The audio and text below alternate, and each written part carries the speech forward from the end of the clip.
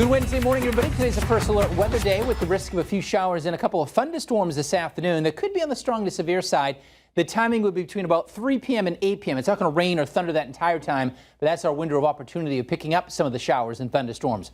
A nice morning out there. We should see a decent amount of sunshine. Clouds increase as we head into the early afternoon. Temperatures come up into the middle and upper 70s, and then our shower and thunderstorm chances start to go up by mid-afternoon and as we head into the evening. And any one of these storms that fire up again could produce strong gusty winds, some sizable hail, and some heavy downpours, of course, and with that, the thunder and lightning, and then just a few leftover showers as we head into the evening. So upper level system moves through today, keeping things a bit unsettled today. On this Flag Day, temperatures middle and upper 70s. Tomorrow, just a spot shower, perhaps another round of showers, downpours maybe on Friday and Saturday. Sunday right now looks to be the better of the two weekend days. Amanda, over to you.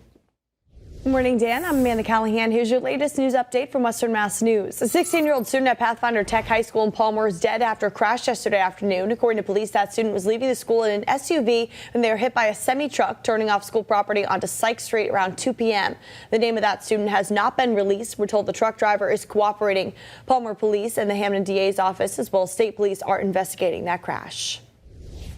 Former President Donald Trump arrived at a federal courthouse in Miami on Tuesday afternoon for an arraignment on 37 federal charges related to his handling of classified documents. U.S. Marshals arrested him and electronic copies of the former president's fingerprints were taken. He pleaded not guilty to all charges.